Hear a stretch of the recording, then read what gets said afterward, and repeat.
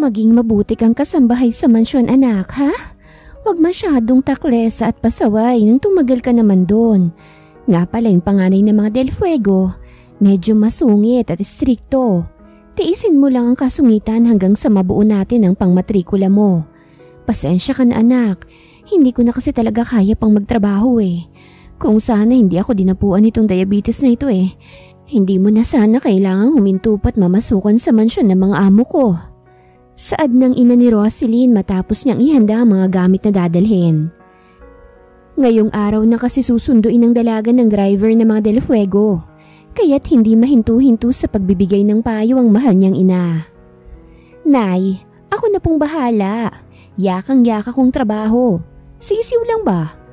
At saka kumpiyansa naman akong makukuha kong loob ng senyorito niyong yun dahil sa taglay kong kalokohan. Ay kabaitan pala. Biro niya.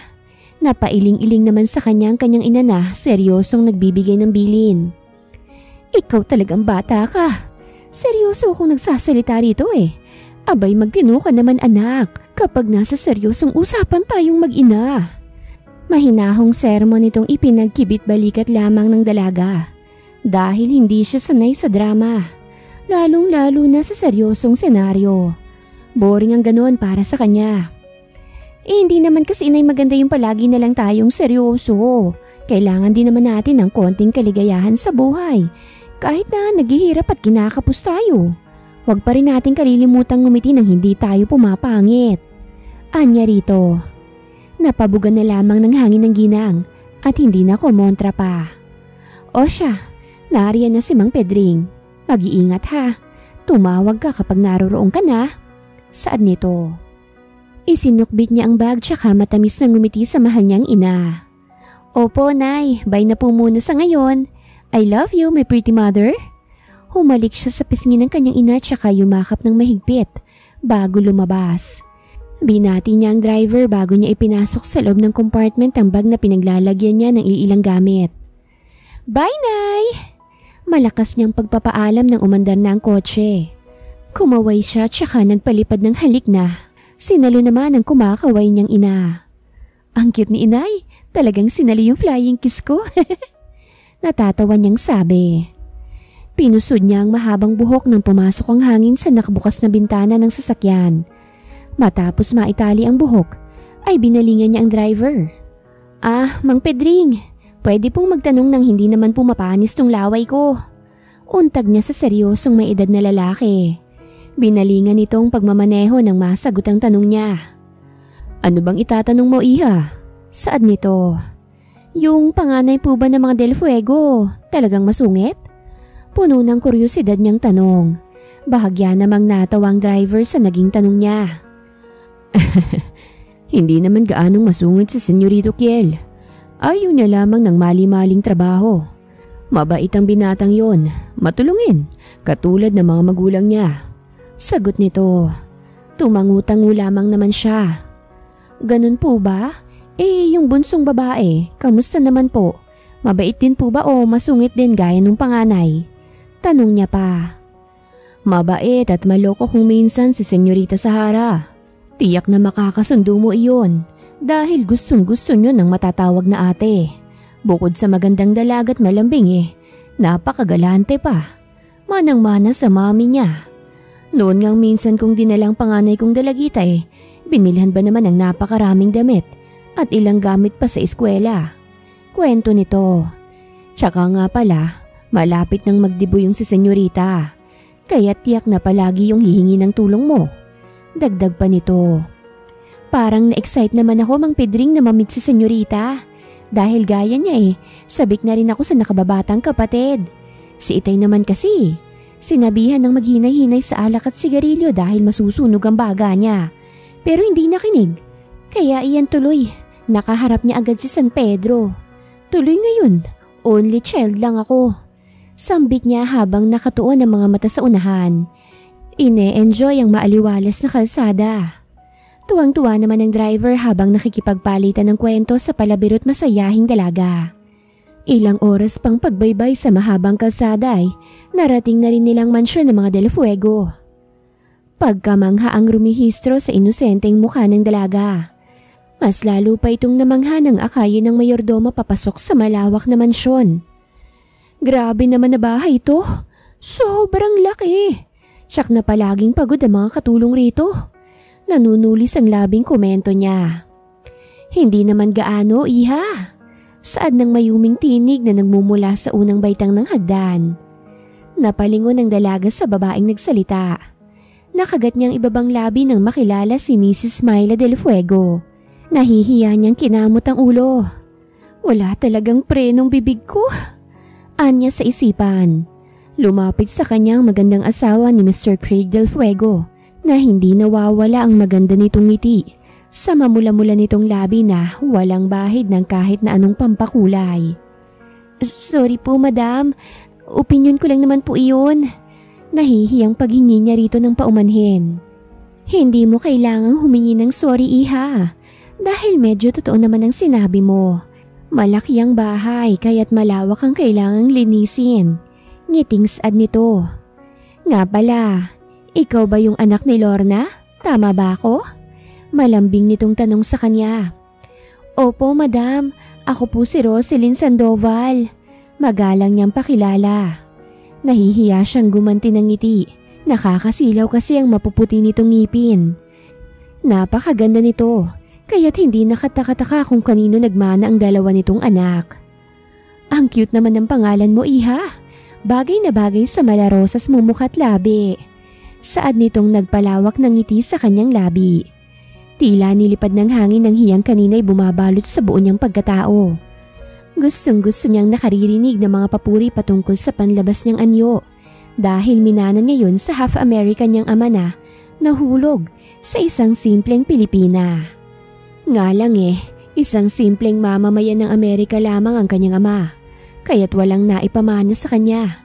Nagkabaon-baon pa sila sa utang dahil labas-masok ang ama sa ospital.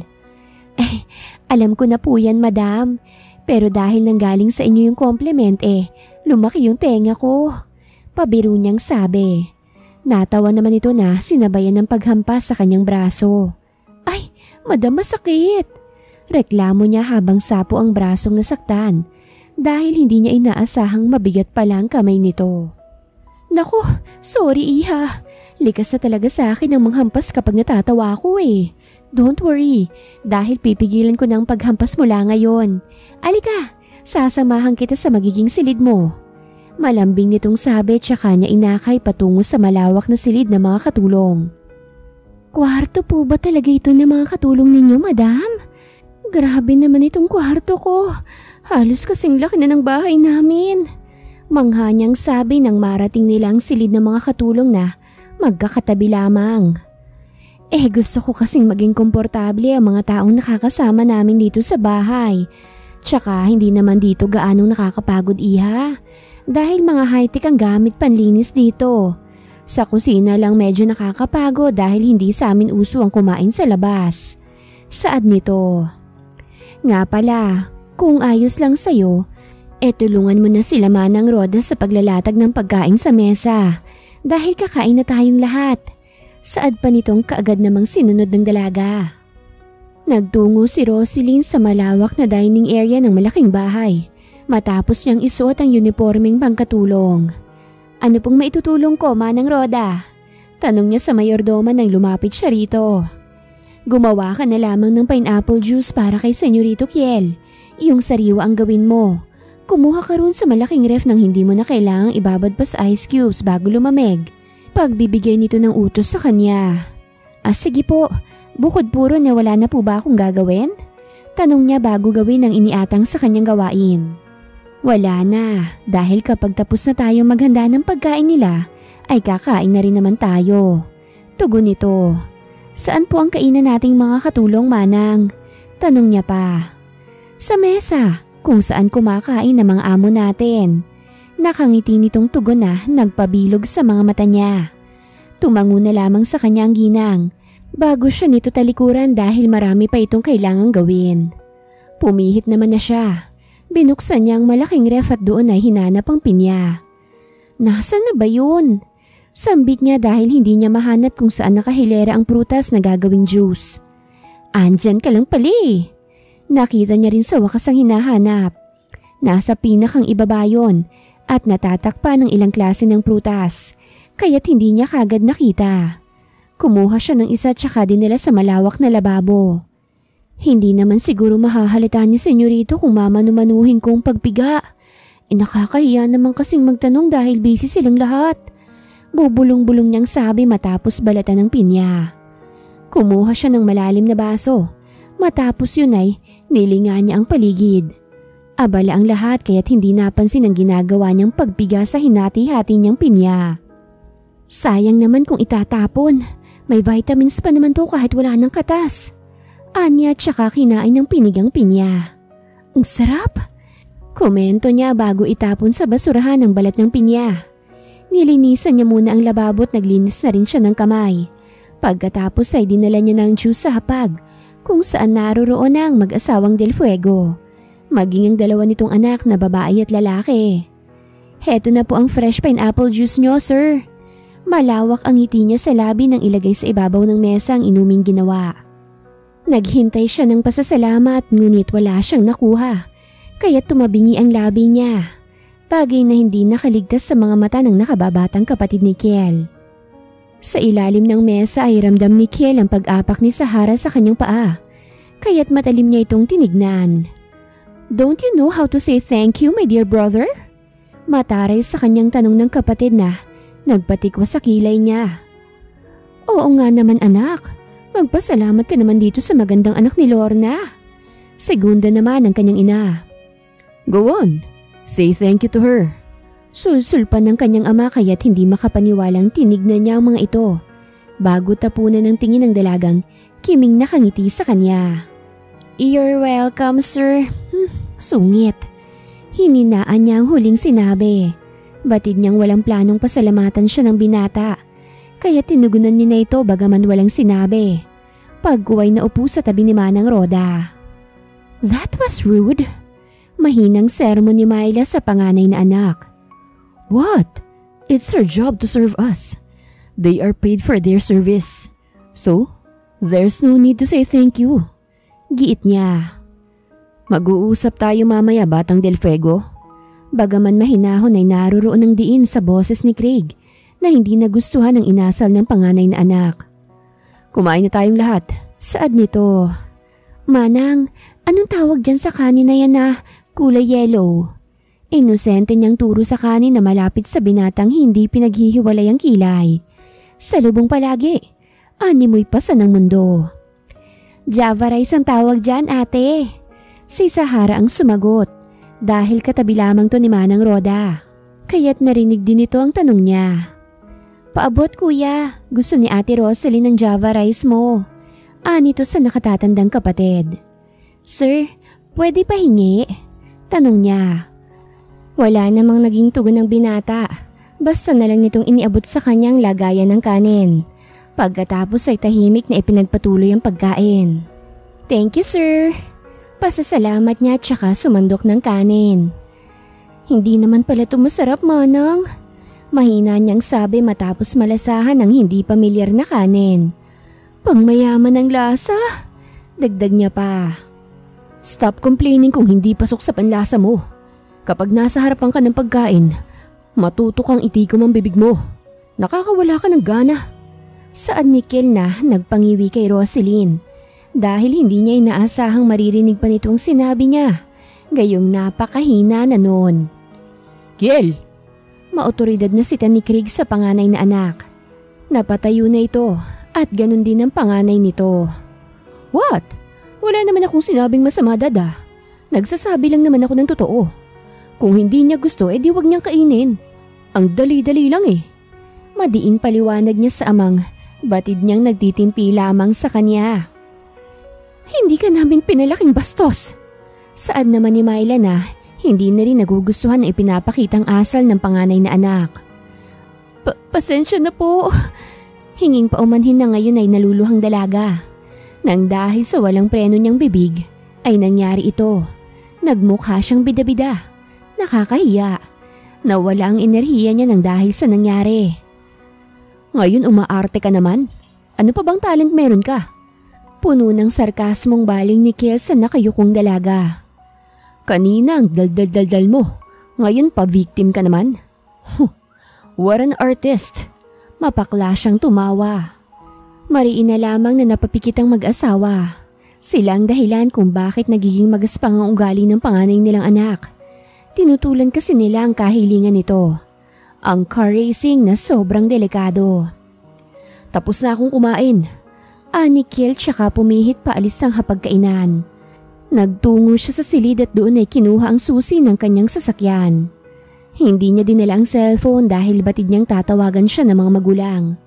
Wala siyang plano na pumasok sa kumpanya ng ama, kung saan siya na ang CEO. Matapos niyang magtapos ng kolehiyo ay iniatang na sa kanya ng ama ang dati nitong posisyon. Kapag ganitong sira ang mood niya, ay sa orphanage ng mga bata kung saan siya nagbibigay ng tulong pumupunta. Ang perang nakukuha niya sa racing ay binibigay niya ng buo sa bahay kanlungan. Kaya talagang nagngingit-ngit siya nang ipahakot ng kanyang ama ang 3 sports car na ginagamit niya sa karera. Gumawa rin ng hakbang ang kanyang ama upang hindi na siya muli pang makasali sa kahit na anumang karera. Ang pera kasing nakukuha niya sa pagiging CEO ay ginagamit niya sa pagpapatayo ng bahay na hindi alam ng kanyang mga magulang. Ilang araw pa'y matatapos ang bahay na mas pinili niyang ipatayo sa malapit sa dalampasigan. Lumabas siya ng silid at seryosong bumaba ng hagdan. Nilagpasan niya ang dining area. Walang lingon-likod siyang lumabas ng kanilang mansyon at tinahak ang paradahan. Si Mang Pedring ang nabukas ng gate para sa kanya. Salamat po, Mang Pedring. Mananghalian na rin po kayo. Anya rito nang dumungaw sa bintana ng sasakyan. Mukhang nagkaroon na naman kayo ng komosyon, senyorito ah. Saad nito na tipid niya na lamang nanginitian bago paandarin ang SUV na una niyang nabili para sa sarili. Pasensya ka na, iha. Hindi naman dating ganun ang anak namin yun eh. Masama lamang ang loob sa amin kaya't naibabaling niya ang inis sa'yo. Kami nang humihingi ng paumanhin. Sana huwag mong iwanan ng trabaho. Saad ni Myla na dinaluhan ng nahihiya sa kanilang dalaga. Kasalanan ko po, ma'am. Wala po kasing prenong bibig ko eh. Pangako po na kapag nandito si Senyorito Kelay, ititikom ko na po talagang bibig ko nang hindi na po siya mainis sa akin. Nahihiya niyang sabi. Hindi mo kailangang baguhin ang likas na sa iyo, iha. Hayaan mo na lamang ang senyorito mo. Kumain na lamang tayong lahat. Saad ni Craig. Sumang-ayon ang lahat. Tahimik silang kumain. Wala ni isang naglakas loob na magsalita. Matapos silang kumain ay nagpaalam ng mag-asawa. Ganon din si Sahara na papasok pa sa universidad na pinapasukan nito. Bida-bida ka rin eh, no? Kinulang ka ba sa pansin kaya't nagpapasikat ka sa mga amo natin? Nakapamewang na saad ni Trina. Isa rin sa mga katulong na merong lihim na pagtingin sa binatang amo. Otomatiko namang nagsalubong ang mga kilay ni Roselina abala sa hinuhugasan niyang mga plato. Sila lamang ni Trina ang natira sa kusina dahil ang iba'y ginawa ng mga nakaatang ditong trabaho sa loob at labas ng mansyon. Isinarado niya ang gripo bago pumihit paharap sa nagsusungit sa kanyang si Trina. Hindi ko kailangang magpaliwanag sa'yo. Tsaka bakit parang inis na inis ka? Naiinggit ka ba? Kung naiinggit ka, edi magpapansin ka rin. Hindi yung nangiistorbo ka sa ginagawa ko. Hinawi niya ang buhok bago ibinalik ang atensyon sa ginagawa. Inis na lamang na umalis si Trina. Oo nga't naiinis to dahil nakikita niya bilang kakompetensya ang kasamahang katulong. Ngunit wala tong plano na bigyan ng kahihiyan ng sarili. Kailangan nito ng trabaho para sa inang nagme-maintenance ng gamot. Sa kabilang banda na may masayang nakikipaglaro si Kiel sa mga batang inabandonan ng kanilang mga magulang. Dinalhan niya ng pagkain, vitamins at ng mga laruan ng mga bata. Sa edad niyang 25 ay marami na siyang natulungang mga orphanage. Likas na sa kanyang pagiging matulungin. Lingid sa kanyang pamilya ang kanyang ginagawa. Batid niyang sosuportahan siya ng mga magulang. Ngunit gusto niyang gawin to nang walang kinukuha o nakukuhang tulong mula sa ibang tao. Lalong-lalo na sa mga magulang niya. Kuya Kiel, wala ka pa po bang nobya? Tanong ni Macy. 10 taon na ang batang babae. Ito ang pinakamalapit sa kanya. Hinaplos niyang maiksi nitong buhok matapos nitong tumabi sa kanya. Wala pa, Macy. Ayaw pa ni Kuya Kiel eh. Mas gusto kong tulungan kayo kesa ang atupagin ng buhay pag-ibig ko. Tsaka, hindi pa dumarating ng babaeng magagawang patibukin ng malakas itong puso ko. Turo niya sa dibdib. Ganun po? Pwede niyo po ba akong hintayin na lumaki tapos po ako na lang magiging girlfriend niyo? Inosente nitong sabi na nagpangiti sa kanya. Sige, susubukan ni Kuya Kiel na hintayin ka. Pero kapag tumibok na itong puso ko sa iba, magiging okay lang ba yun sa'yo? Anya ritong agad naman itong tinanguan. Basta po magiging masaya po kayo mas magiging masaya po kami. Kailan po palang sunod mong dalaw sa amin, kuya? Nakangiti nitong sabi. Sinusundan ng hindi turo nito ang guhit sa kaliwa niyang palad. Kapag may oras ulit ako, idadalaw ako. Ginulo niya ang buhok nito. Ilang oras pa siya doon bago niya naisipang umuwi. Pagdating niya sa kanila ay mukha kaagad ng dalagang si Rosaline nang bumungad sa kanya. Nagwawalis ito at nang makita siya ay otomatiko itong ngumiti. Hi, senyorito. Nga pala yung nangyari kanina. Pasensya na. Promise hindi na mauulit. Nga po pala nagustuhan niyo ba yung pineapple juice? Gusto niyo gawan ko ulit kayo bilang peace offering? Masigla niyang tanong ngunit iling lamang nakuha niyang tugon. Senyorito, hindi niyo po ba alam kung papaano ngumiti? Gusto niyo ba turuan ko kayo? Ganito lang oh. Malawak siya rito ngumiti. Ngiti rin naman kayo, senyorito. Anya. Para kang tanga sa ginagawa mo.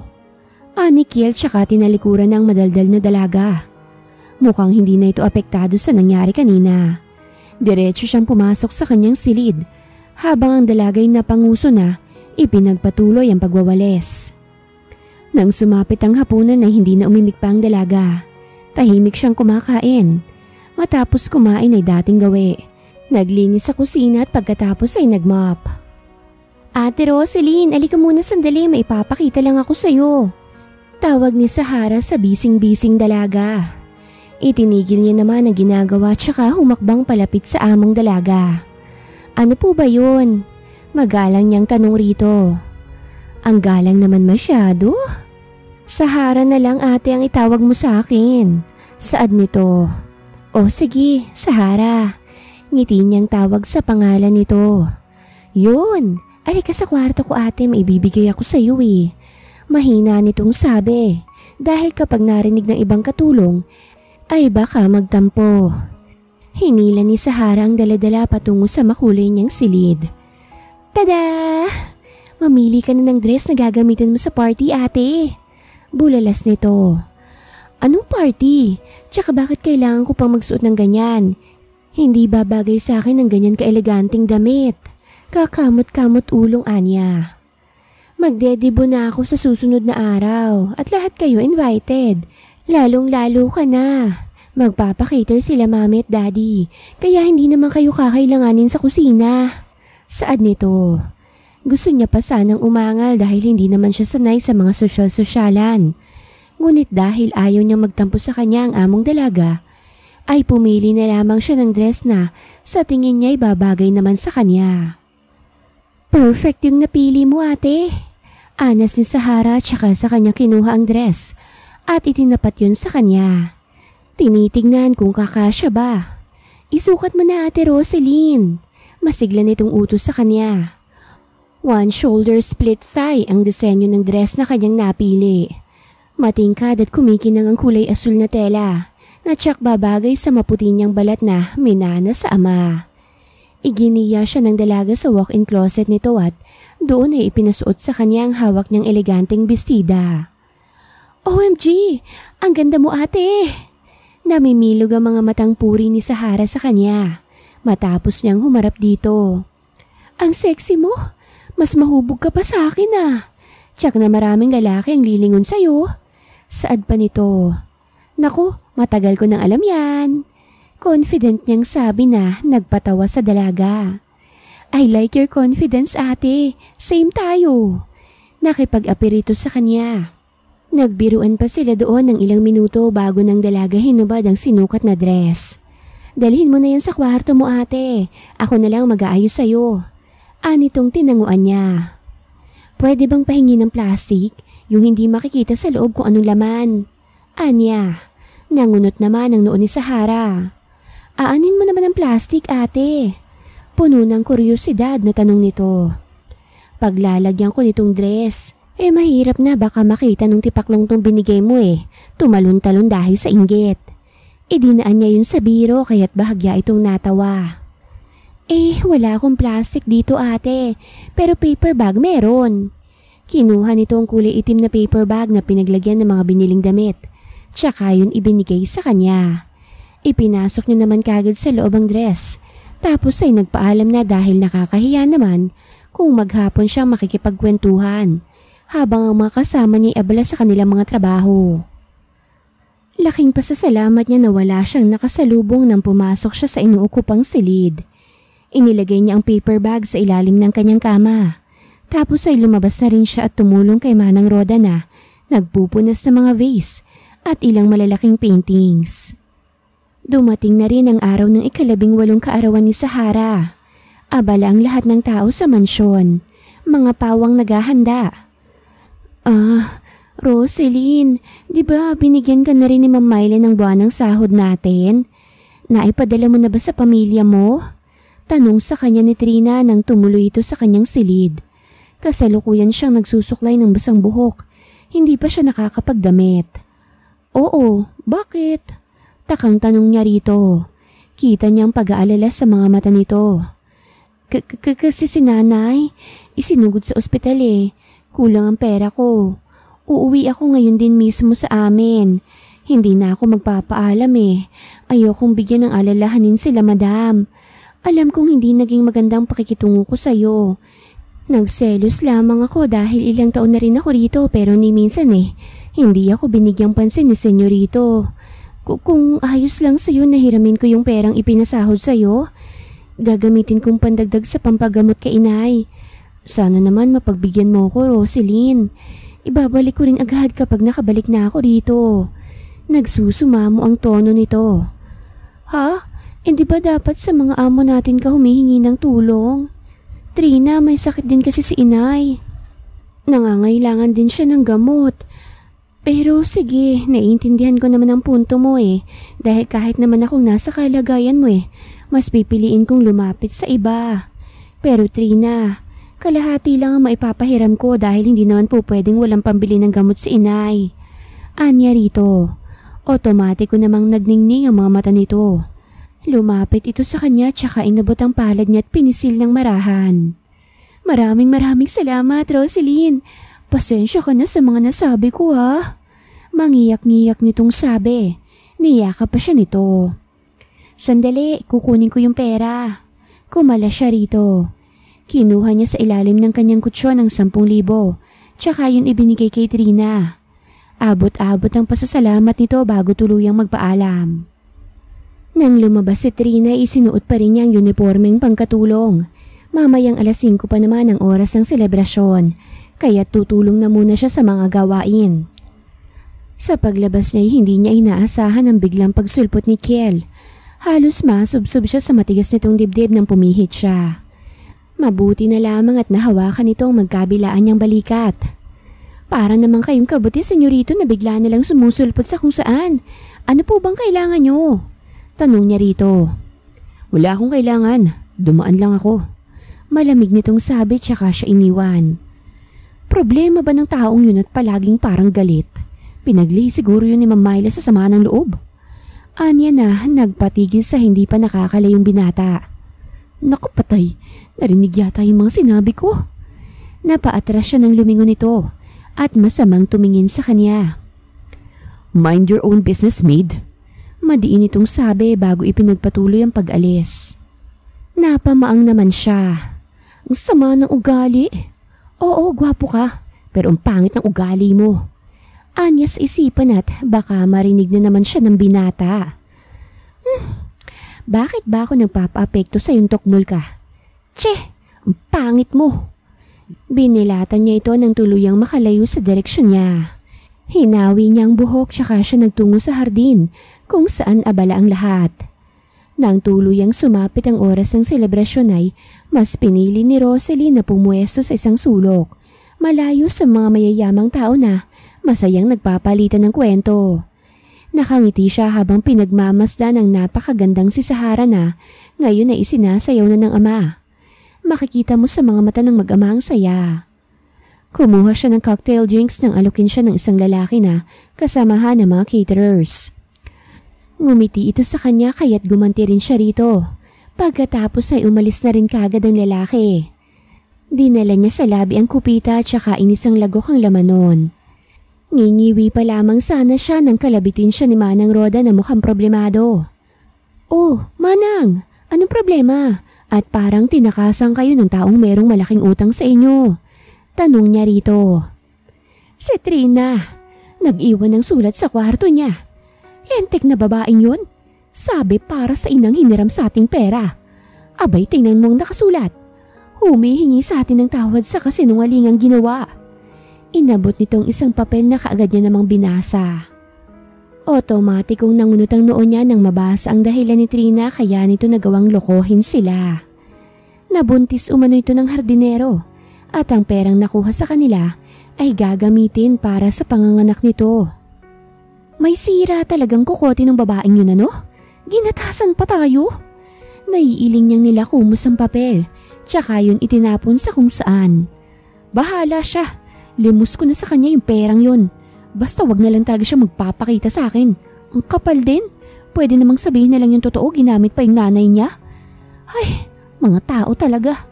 Nasapo niyang noo dahil hindi siya makapaniwalang magagawa yun sa kanila ng kanilang dating kasamahan. Lahat pala sila'y inutangan nito. Wala naman na silang magagawa. Tinapik na lamang ni Rosaline ang balikat ni Manang Roda na problemado. Dahil buo nitong ipinahiram ang advance na sinahod para sa buong ito. Nagpatuloy ang party. Medyo nahihilo na rin si Rosaline dahil sa paminsan-minsan niyang pagsimsim ng mga inuming nakalalasing. Kaya't minabuti na niyang magtungo sa kanyang silid. Sa kabilang dako naman ay sapo ni Kiel ang noo. Hindi niya maintindihan kung bakit tinamaan siya ngayon ng alak. Gayong mataas ang tolerance niya pagdating sa mga inuming nakalalasing. Binalingan niyang nakangiti sa kanyang babae. Nagtangis ang bagang niya nang lumingkis ito. "Anong nilagay mo sa inumin ko?" Gigil niya ritong tanong. Kontrolado niya pang sarili kahit na para na siyang sinisilaban. Nag-iinit ang buo niyang katawan. "Tara sa kwarto mo. Doon natin ilabas ang init na nararamdaman mo." Mapang-akit nitong bulong sa kanya ngunit dahil nasa wisyo pa siya, naitulak niya ang hindi kilalang babae. Nasa madilim silang bahagi kaya't hindi sila gaanong kita ng mga tao. Kuyumang kamaong tumalikod siya. Seryoso ang kanyang mukha habang dire-diretsong tinatahak ang daan papasok sa kanilang mansyon. Upang maibsan kahit papano ang init na nararamdaman ay nagtungo sa kusina si Kiel upang uminom ng tubig. Straight niyang ininom ang isang baso ng tubig. Tapos noon ay aalis na sana siya nang mapansin ng isang pamilyar na babae. Anong ginagawa ng babaeng to dito? Kunot noong tanong niya nang makilala ang nakaupo at nakasandal sa pader na si Rosaline. Mukhang papunta ito sa inuukupang silid. Ngunit dahil sa kalasingan ay hindi na kinayang pumasok pa sa kwarto. Nasapo niya ang noo. Hindi niya naman maaaring iwan na lamang sa ganoong posisyon ng dalaga. Lalo't kitang-kita ang mapuputi nitong binti. Kaya't kahit na nahihilo na binuhat niya ito at dinala sa sarili nitong silid. Lintik. Paus niyang daing nang hilahin siya ng dalaga matapos niya itong ihiga sa kama nito. Ang posisyon nila'y nasa ilalim ang bagsak na dalaga habang siya'y nasa ibabaw nito. Nakayakap to sa kanya ng mahigpit at lasing nang umingiti habang pikit ang mga mata. Mariin niyang naipikit ang kanyang mga mata nang mas lalong uminit ang pakiramdam niya. Kasalanan mo ito. Paus niyang sambit. Sinikap niyang pigilan ng katawan sa nais itong gawin sa dalaga. Kiel, mapapatay ka ng mga magulang mo kapag hindi mo kinontrol ang drogang pumasok sa'yo. Anya sa sarili ngunit kahit na anong pagpipigil ay baliwala pa rin dahil ang dalaga na mismo ang unang gumawa ng hakbang. Inabot nito ang labi niya kaya't ang pisi niya ay tuluyan ng naputol. Sa silid ng dalaga ay makailang ulit niya itong inangkin. Hanggang sa mailabas ang nagsusumiklab na init ng kanyang katawan. Siya pa lamang ang una nito kaya't naging maingat siya sa pagkuha rito. I'm sorry. Hinging paumanhin niya sa dalaga bago niya ibagsak ang sarili sa tabi nito. Unti-unti siyang hinila ng antok. Ngunit bago makatulog ay idinantay niya ang binti sa katabi. Saka siya rito yumakap. Kinaumagahan ay sabay na nagising ang dalawa. Kinusot ni Rosaline ang kanyang mga mata habang si Kiel ay kukurap-kurap. Sunod-sunod na napamurang binata. Kaya't ang dalagang katabi ay tuluyang nagising ang diwa. Namilog ang mga mata nito habang nagpapalipat-lipat ang tingin sa kanya at sa katawan nilang walang kahit na anong saplot sa ilalim ng kumot. Ah! Anong ginawa mo sa akin, Senyorito Kiel? Hysterical niyang hinila ang kumot nang umalis sa ibabaw ng kama. Inay ko po, takpan mo nga yung anaconda mo. Sigaw niya nang masilayan ng kahubaran nito.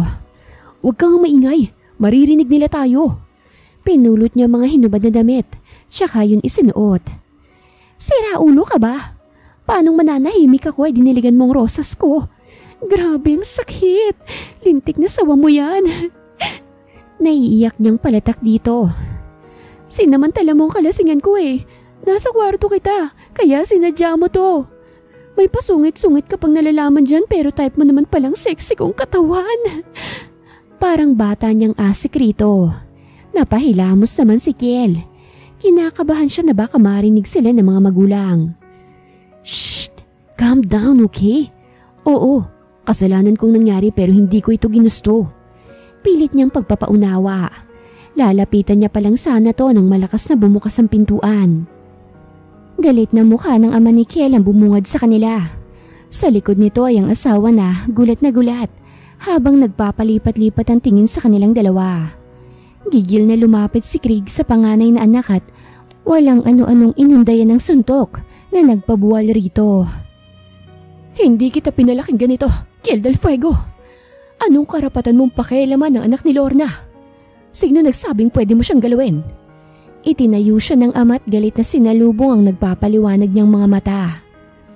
Totally pinakialaman mo na, kaya't ngayon din mismo ipakakasalan mo siya.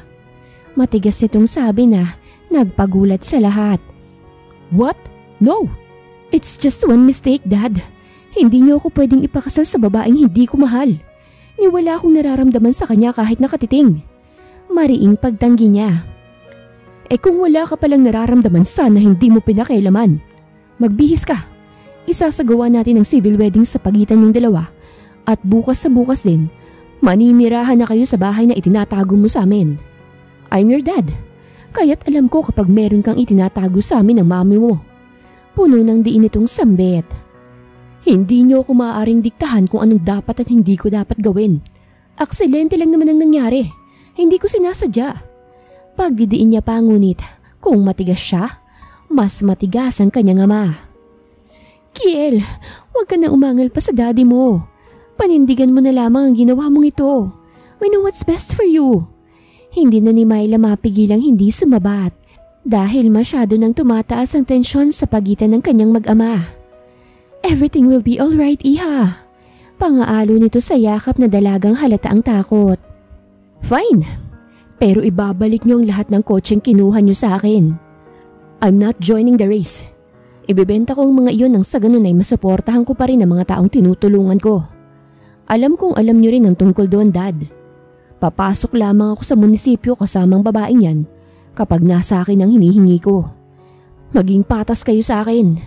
Anya, tsaka ibinuto ni Sang Polo. I'm sorry for what I did. Baling niya sa dalaga bago lumabas sa silid nito. Tawagan mo si Leo, honey. Ipabalik mo yung mga kotseng ipinatago ko sa kanya ngayon din mismo. Sumusukong utos nito sa asawa. Pananagutan ka ng anak namin, Iha. Sige na. Ayusin mo ng sarili mo dahil pupunta tayong lahat sa mayor's office upang doon ay pag-isahin kayo ng panganay namin. Anito, tinapik nito ang balikat ng nabibiglang dalaga. Ako nang bahala sa lahat. Baling nito sa asawa tsaka tumango at tuluyan ng lumabas. Sapo naman ngayon ni Kiel ang noo habang nakaupo sa gilid ng kanyang kama. Sa isang hindi inaasahang pangyayari ay maitatali kagad siya sa isang babae na hindi niya ni minsan naisip na makakasama ni sa panaginip. Pagmumura na lang talagang magagawa niya upang maibsan ng inis para sa katangahang nagawa. Nasa kanyang lahat ng sisi kaya niya rin tinanggap ang parusa ng ama. Oo, parusa dahil wala pa sa plano niyang pag-aasawa. Ipinasundo ni Craig ang dating katulong ng kanilang mansyon na siyang ina ng dalagang pinakailaman ng kanilang anak. Matapos niyang maasikaso ang gaganaping pag-iisang dibdib nila Kiel at Roselyn. Kaibigan niyang mayor kaya't naging madali para sa kanyang pagsasaayos ng lahat. Meron namang puting bestida si Sahara na hindi pa nagagamit, kaya't iyon na lamang ang ipinasuot kay Roselyn. 11:00 na rin ng umaga nang marating nila ang opisina ng mayor. Magkatabi na ngayon sila Roselyn at Kiel, na pawang seryoso ang mga mukha. Mariin nilang naipikit ang kanilang mga mata nang sabihin na ng mayor na maaari na nilang hagkan ang labi ng isa't isa. Palakpakan naman ang kanilang mga pamilya na nasa likod lamang. Pinaharap ni Kiel ang dalaga sa kanya at halos daplis lamang na idinikit ang labi sa gilid ng labi nito. "Yun na yun, kuya?" Bitin na tanong ni Sahara sa kapatid. "Kung gusto mo na mas matagal pa dun, edi magpalit tayo ng pwesto. Ikaw ang gumawa." Masungit na saad ni Kiel. Tumawa naman ang mayor na alam ang lahat ng pangyayari dahil ikinuwento dito ni Craig ang lahat. "Ang sungit mo. Ako ang pinakaninang ng magiging pamangkin ko, okay? Sabihan niyo lang ako kapag meron na para mabilhan ko ng mga regalo." Kinindatan nitong naiinis na kapatid pagkuway lumapit sa itinuturing niya ng nakatatandang kapatid. "Congratulations, Ate Roselyn. Masungit lang yun si kuya pero sure naman ako na magiging mabuti siyang asawa sa'yo. Medyo malulungkot lang ako dahil bukas na kayo lilipat dun sa dream house ni kuya. Pero okay lang yun, dadalaw-dalaw na lang ko kapag wala kaming pasok." Ngiting saad nito. Alanganing ngiti naman ang naitugon ng dalaga dahil hindi pa rin maproseso sa utak niya ang mga nangyayari. Masyado siyang nabibigla. "Pack your things dahil ngayon na tayo aalis." Seryosong utos ni Kiel sa dalaga nang puntahan niya ito sa inuukupan nitong silid. "Pwede bang bukas na? Ang sama kasi ng pakiramdam ko eh." Pausang boses niyang ani sa binata. Nangunot naman ang noon ni Kiel. Humakbang siya papalapit sa nakatalokbong na dalaga. Tsaka niya dinama ang temperatura nito. "Mainit ka." Anya. "Sandali, kukuha kita ng gamot." Hindi niya maintindihan ng sarili kung bakit bigla siyang nakaramdam ng pag-aalala para sa dalaga. Marahil ay dahil nakokonsensya siya dahil siya ang dahilan kung bakit nilalagnat ito ngayon. Nang tuluyan niyang makuhang gamot para sa lagnat ay kumuha naman siya ng isang baso ng tubig. Nagpaluto na rin siya ng sopas para kay Manang Roda. Pagkatapos ay naghanda naman siya ng maipampupunas upang kahit na papano maibsan ang init ng dalaga. Bumalik si Kiel sa silid ni Roselyn. Itinabi niya na muna ang kinuhang damit dahil wala pa naman yung ipinapaluto niya. Ipinatong niya sa gilid ng kama ang maliit na planggana, tsaka doon piniga ang bimpo. "Hey, pupunasan lang kita, okay?" Pagbibigay abiso niya rito. Tumango naman to bilang pagsang-ayon. Naupo siya tsaka pinunasan ng kamay nito. "Pasensya ka na, kasalanan kong lahat eh." Mahina niyang sabi. Ungo lamang nakuha niyang tugon. Napabuntong hininga siya matapos niyang pagmasdan ang maamong mukha na ngayon ay kanya ng asawa. Ipinatong niya sa noon nito ang malinis na bimpo, tsaka hinintay ang ipinapaluto. Maya-maya pa'y dumating na rin ang sopas, kaya't ginising niya na ang asawa. "Kumain ka na nang mainom mo na itong gamot mo." Mahinahon niyang sabi tsaka inalalayan nitong maupo. Bakit parang ang bait mo sa akin ngayon, senyorito?" Mapungay ang mga matang tanong nito habang sinusubuan niya. "Ako ang dahilan kung bakit ka nagkasakit, kaya't natural lang na alagaan kita. Isa pa'y mag-asawa na tayo ngayon. Responsibilidad na kita, kahit na hindi natin parehong gusto ang mga pangyayari." Mahinahon niyang tugon tsaka ipinatong sa mesa ang mangkok na wala ng laman. "Inumin mo na itong gamot mo." Inilapit niya sa bibig nito ang isang gamot na agad naman itong tinanggap. "Ang pait naman," reklamo nito. "Walang gamot na matamis para sa mga matatanda." Anyang nagpatulis sa mapupula nitong labi. "Nagsusungit ka na naman. Sige na, lumabas ka na. Salamat sa alaga, senyorito sungit." Pananaboy niya rito tsaka siya nahigat nagtalokbong ng kumot. Tumayo naman na si Kiel tsaka iniligpit ang kanyang mga ginamit. Madilim na rin ang tuluyang bumuti ang pakiramdam ni Roselyn. Bumangon siya at sinagot ang tawag ng kanyang ina. Panay ang pagbibigay nito ng payo sa kanya na pinakikinggan niya na lamang. Wala siyang naririnig na kahit na anong masakit na salita, kaya't hindi niya mapigilang hindi ito pasalamatan sa pagiging mabuti nitong magulang sa kanya. Salamat ng marami sa sakripisyo niyo sa akin, Nay. Magtatapos po ako.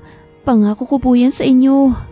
May ngiti sa labing pangako niyang nagbigay saya sa ina niyang nasa kabilang linya.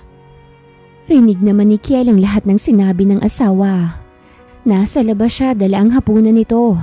Mas pinili niyang tumayo ron hanggat hindi pa natatapos mag-usap ang mag-ina. Gumuhit ang ngiti sa kanyang labi dahil gaya niya, matayog din ang ambisyon nito para sa sarili, lalong-lalo na sa pamilya nito. Humanga siya sa prinsipyo at dedikasyon ng asawa, kaya't nabuo ang isang plano sa kanyang isipan. Pag-aaralin niya ito. O sige na po, nanay, ibababa ko na po ito. Yung gamot niyo po palagi niyo pong iinumin. Huwag ninyo pong kaliligtaan, okay? I love you po, babay inay. Tapos niya ng tawag. Ipinatong niya ang cellphone sa mesa. Nagulat pa siya sa biglaang pagsulpot ng asawa niyang merong dalang pagkain. Ang sweet mo naman yata, senyorito. Anya habang ang matay nakatuon sa pagkaing dala nito. Gaya nga ng sabi ko kanina, responsibilidad na kita. Tsaka utos to ni ma'am. Saad niya kahit na totoo ay nagkusa siyang dalhan to ng pagkain. Ang bait naman ni Ma'am Myla. Paabot naman ang pasasalamat ko. Anya, tsaka tinanggap ang dalang pagkain ng kanyang asawa. Sige na, senyorito, kaya ko nang kumain ng mag-isa. Anya pa rito nang manatili itong nakatayo at walang imik na pinagmamasdan siya. Kiel, yun ang itatawag mo sa akin. Hindi mo na ako amo para tawagin mo pang senyorito. Dala mo ng apelyido ko, pakatatandaan mo yan.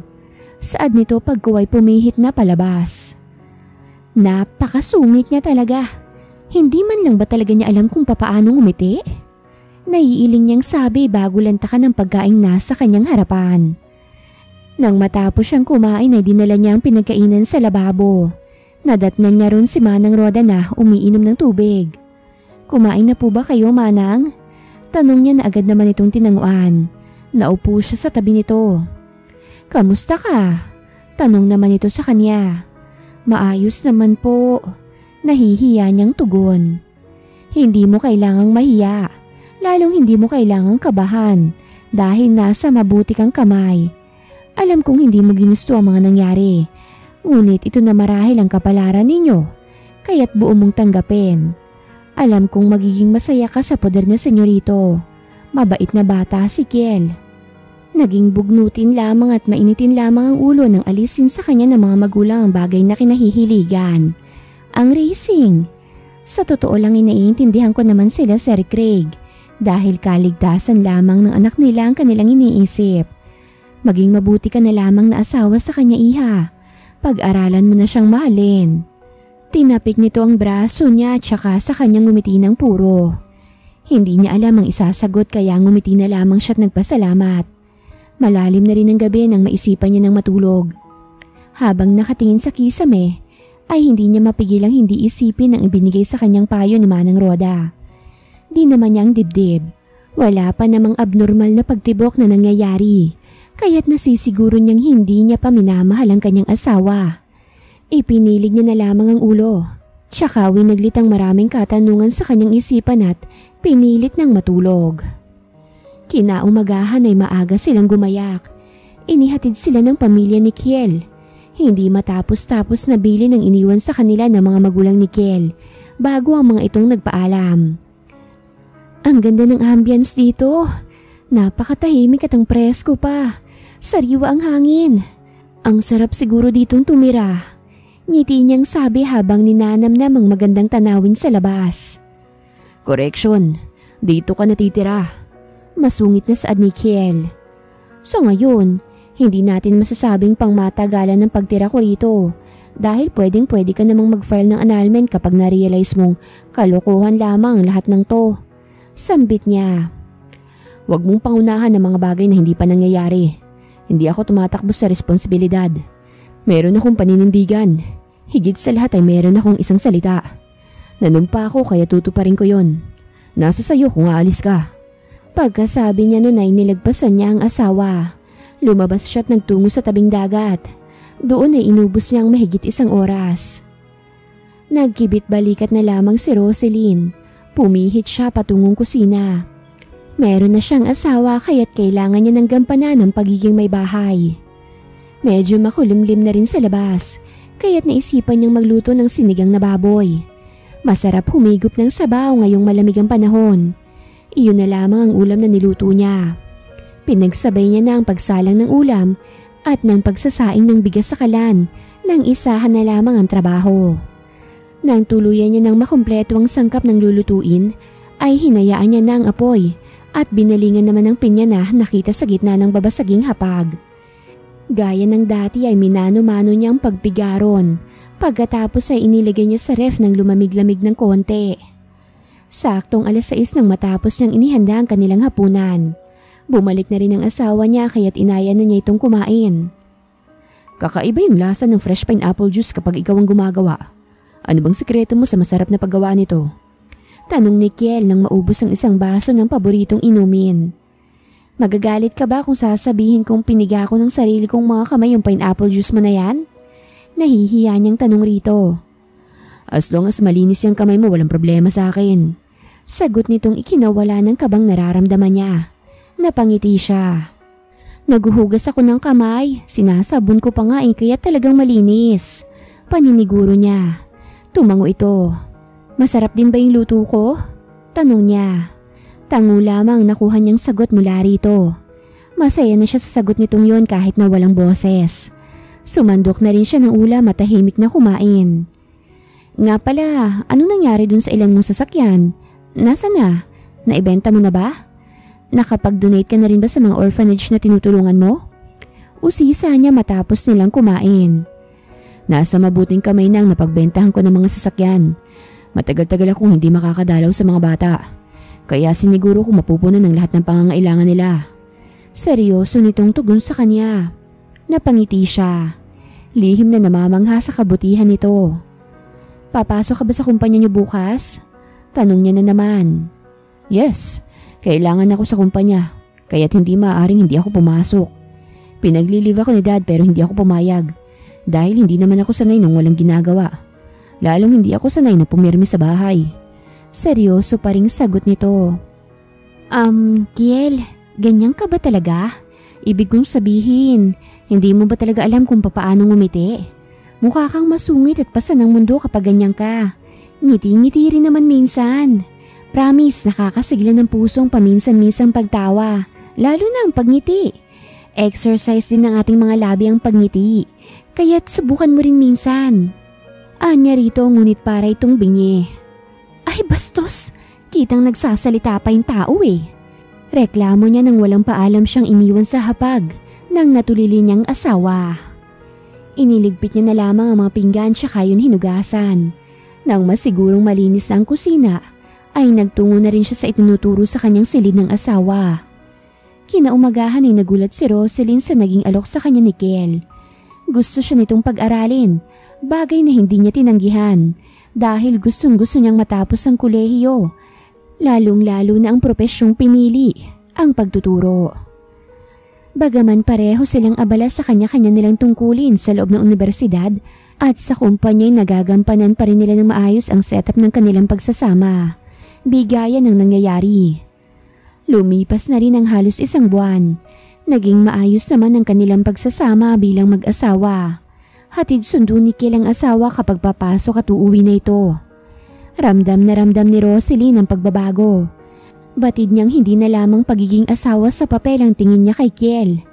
Mahal niya na ito at masaya siyang kasama to sa bawat oras at araw na lumilipas. Makailang ulit na rin itong gumanti ng ngiti sa kanya. Bagay na nagpapa-abnormal sa tibok ng kanyang puso. Ngunit nitong mga nagdaang araw ay naiirita siya sa tuwing nasa malapit ito. Katulad na lamang ngayon, papalapit sa kanyang asawa kaya't otomatikong nagsalubong ang pares ng kanyang kilay. Op, sandali, diyan ka lang. Huwag ka nang hahakbang palapit sa akin. Ayokong nakikita yung mukha mong maihahalin tulad na sa labanos. Nakaka-insecure yung kulay mo. Tsaka yung mukha mo ayoko rin yan. Nakakasawa. Masungit niyang pigil sa asawang otomatiko namang tumigil sa paghakbang papalapit sa kanya. Ano bang problema mo? Kanina lang tuwang-tuwa ka tapos ngayon nagsusungit ka na naman. Ang moody mo nitong mga nagdaang araw ha. May dalaw ka ba? Taka niyang tanong. Wala akong dalaw. Ilang araw na nga akong delayed eh. Teka, bakit nga ba delayed pa rin ako? Normal lang naman ang menstruation ko ah. Napapaisip niyang sambit. Binunot naman ni Kiel ang cellphone sa kanyang bulsa at hinanap sa Google ang maaring dahilan kung bakit nagkakaroon ng delayed menstruation ng mga babae. Nang lumabas sa mga maaaring dahilan ay halos mabitawan niya ang cellphone na hawak. Pumunta tayo ng ospital. Anya, at plano sanang akayin palabas ang asawa nang tabigin siya nito. Ayoko, dito lang ako. Matutulog ako maghapon. Pagmamatigas nito sa kanya, tsaka siya iniwan sa salas na napapahilot na lamang ng sentido. Hindi imposible na magkaroon kami ng anak. Kaso paano ko naman malalaman kung magmamatigas siya? Problemadong sambit niya. Pabagsak siyang naupo sa sofa. Iniisip niya kung papaanong mapapapayag ang asawa na magpunta sila ng ospital upang malaman kung magiging mga magulang na nga ba sila o hindi pa. Naputo lamang ang malalim niyang pag-iisip nang makatanggap ng tawag mula sa kanyang ina. Mom! Bungad niya matapos tanggapin ang tawag ng babaeng magulang. I'm on my way kasamang kapatid mo. Miss na namin kayo kaya pupunta kami riyan. Imporma nito. Wait ma'am, malapit na ba kayo? Kung malayo pa, pwede ba kayong bumili nung ginagamit para malaman kung buntis pa ang isang babae o hindi? Anyang ikinatili ng kanyang ina. Hindi pa man alam ang resulta tuwang-tuwa na ito. We got you, son. Sandali at bibili kami ng pregnancy test na kakailanganin ng asawa mo. Nga pala anak, kung ano man ang hingin sa'yo ni Roselyn, sundin mo na lamang. Huwag mong susuwayin ang mga gusto niyang gawin nang hindi pumangit ang apo ko. Ako, hindi ako makapaniwalang ako palang unang magkakaapo sa aming magkakaibigan. Naku, excited na akong inggitin sila Claire at Susana. Natutuwa nitong sabi bago ibaba ang linya. Gumuhit naman ang ngiti sa kanyang labi nang maglaro sa kanyang isipan ang senaryo ng pagiging ama niya sa kanilang magiging anak. Tumayo siya at agad na nagtungo sa silid ng asawa. Hindi sila nagsasama sa isang kwarto. Pareho nilang gustong magkahiwalay na silid. Roselyn, buksan mo muna ito saglit. Mag-usap tayo. Kinatok niya ang nakalak na pinto ng asawa. Mukhang ayaw talaga nitong magpaistorbo dahil naglak na ito ngayon ng pinto. Samantalang dati ay hindi naman. Wife, open the door please. Malambing niyang pakikiusap. Naihilamos niya ang pala dahil sa kauna-unahang pagkakataon ay tinawag niya itong asawa niya. Napatayo siya ng tuwid nang bumukas ang pinto at iniluwano ng simangot niyang asawa. Napangiti siya nang guluhin itong buhok at inis sa kanyang tumingin. Medyo tumingila pa ito dahil hanggang dibdib niya lamang to. Ano ba yon? Mukha kang chihuahua dyan. May pa-wife-wife ka pang nalalaman. Hindi mo nga kayang magluto ng masarap na ulam eh. Patulog na sana ako nang iistorbo ka pa. Importante ba yan para istorbohin mong pamamahinga ko? Salubong ang kilay nitong tanong. Kita ang iritasyon sa maganda't maamo nitong mukha. Bahagya siyang natawa. Nakukyutan siya sa ekspresyon nito. Ganito pala ito kasungit. Ngayon alam niya ng pakiramdam ng susungitan. Ginulo niya ang buhok ng asawa, tsaka pinisila magkabilaan nitong pisngi. Tinabig naman itong kamay niya at simangot na sinapo ang pisngi nitong pinanggigigilan niya. Masakit, ano ba? Reklamo nito. Sorry, ang cute mo kasi. Papunta rito sila ma'am kasama si Sahara. Gusto ka nilang makita. And I think you're pregnant. Kaya nagpabili ako sa kanila ng bagay upang malaman natin kung magkakaroon na nga ba tayo ng baby. You don't want us to go to the hospital kaya nakisuyo na lang ako kay mom. Anyang nagpabilog sa mga mata nito. Ako? Posibleng buntis? Turo nito sa sarili. Yes. Malaki ang posibilidad because we reach out climax many times. Pilyo niyang sambit na otomatikong nagpapula sa magkabilaan nitong pisngi. Animoy hinog na kamatis ang mukha nito ngayon. Leche, wag mo nang ipaalala yon. Kakahiya. Sige na, lalabas na lang ako. Maliligo lang muna ako dahil medyo maalinsangan na. Agad niyang isinarado ang pinto. Napailing-iling na lamang siya nang marinig ang mahinang pagtawa ni Kiel sa labas. Nasapo niya ng hindi oras ang kumakabog niyang dibdib. Heto na naman, nagiging abnormal na naman. Binuksan niyang shower na makapasok na sa banyo. Hinaplos niya ang manipis na tiyan at pinakiramdaman yon. Ewan niya ba ngunit masaya siya sa posibilidad na buntis nga siya at magkakaanak na sila ng lalaking unang nagpatibok ng kanyang puso. Hay anak, nafe-feel ka ni mama. Sabik na akong alagaan ka. Turuan kang maglakad at magsalita ng mama at papa. Magiging mabuti kaming magulang sa'yo. Ngayon palang mahal na kita. Iingatan kita, munti naming anghel. Tumulo ang luha sa kanyang mga mata. Luha yun ng kaligayahan. Luha ng isang masayang ina. Tinapos niya ng pagligo. Isang komportabling bisidang isinuot niya. Blinower niya muna ang maalong buhok bago tuluyang lumabas ng sariling silid. You're so beautiful. Puri sa kanya ng asawa na kanina pang naghihintay sa kanya sa labas ng kanyang pintuan. Napabuntong hininga siya dahil hindi talaga maganda ang pakiramdam niya kapag nasa harapan nito. Ay, Kiel, pasensya ka na ha, pero kumukulo talagang dugo ko sa'yo ngayon eh. Ayokong awayin ka kaya please lang, dumistansya ka na muna sa akin. Mga 10 dipang layo mo dapat, please lang. Mahinahong pakikiusap niya rito. Nakakaintindi namang tumango si Kiel dahil sinabi ng kanyang ina na dala lamang to ng paglilihi. Kaya nagbabagong ugali ng kanyang asawa. Umatras siya't sinunod ang pakikiusap nito. Okay na bang ganito kalayo? Malakas niyang tanong. Oo, kahit na anong mangyari huwag kang lalapit ha. Kundi talagang sasabunutan kita. Mahinahon niya pa ring sabi. Tumango naman at ang thumbs up sa kanyang nakangiting asawa. Nagpalipad ito ng halik ngunit imbis na saluhin ay iniwasan niya. Ewan ngunit nandidiri siya sa ginawa nito. Napakamot na lamang si Kiel sa kanyang ulo. Mukhang mahaba-habang pasensya ang kakailanganin niya. Sabay silang napalingon sa labas ang nakabukas sa bintana nang bumukas ang desensor nilang gate. Pumasok doon ang puting SUV na pagmamayari ng ina ni Kiel. Isang mahigpit na yakap ang natanggap ni Roselyn sa ina ng asawa. Yumakap rin sa kanya si Sahara na tuwang-tuwa sa posibilidad na magiging tita na ito. Alika na ate, gamitin na natin sa itong piti na nabili namin ni Mami. Excited na siya nitong inakay, patungo sa banyo. Ako na lang, hintayin mo na lang ako dito sa labas, Sahara. Anya rito nang kunin ang hawak nitong maliit na kahon. Okay, bilisan mo lang ate kasi excited na talaga kami ni Mami na malaman kung magkaka-baby na nga ba kayo ni Kuya. Go na ate, test mo na. Malawak ang ngiti nito sa labi. Sabik rin to gaya ng ina. Ngumiti naman siya bilang ganti bago isarado ang pintuan ng banyo.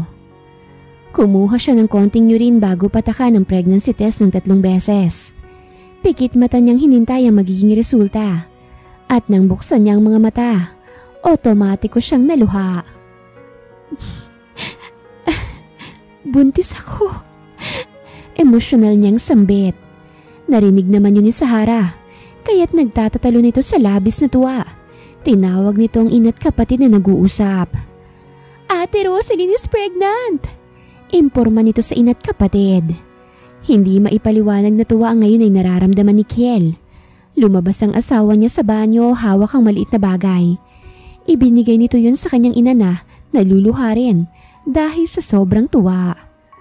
Ay, magiging mamita na ako. Masayang saad nito at marahang niyakap ang asawa ng anak. Thank you so much, Iha. Pinasaya mo ako ng husto. Kaming lahat, sa biyayang to. Kailangan nating ipagmalaki sa lahat ng pagdadalang tao mo. Kailangan din na ikasal na kayo sa simbahan. Ayokong lumaki ang tiyan mo nang hindi kayo nagpapalitan ng pangako sa harapan ng altar. Mas maganda pa rin kung dadalhin nyo ito sa simbahan. Siguro naman sa 1 buwan yung pagsasama nagkamabutihan na rin kayo. Kung mali man ang hula ko sana, subukan yung mahalin ng isa't isa para sa magiging anak ninyo. Hindi kami papayag ng daddy ninyo na magkahiwalay kayo. Kawawa nga po ko, kaya't ngayon pa lang ayusin nyo ng lahat sa inyo. Mahabang salaysay ni Myla. I love my wife, Mom. I've already learned how to love this precious woman beside me.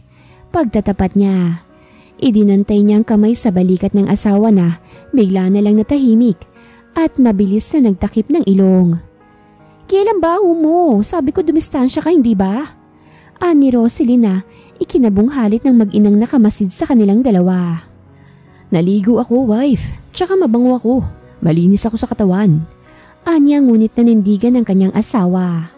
Ganyan talaga ang mga buntis, anak. Hayaan mo na muna ang asawa mo. Nilipas din yan. Hindi naman nagtatagal ang ganyan kaya't hayaan mo na lamang. Tsaka mo na siya ayain ng engranding kasal kapag natapos na ang paglilihi niya sa'yo. Tinapik ng kanyang ina ang balikat. Pagkatapos ay dinaluhan nito ang kanyang asawa na hindi maipinta ang mukha.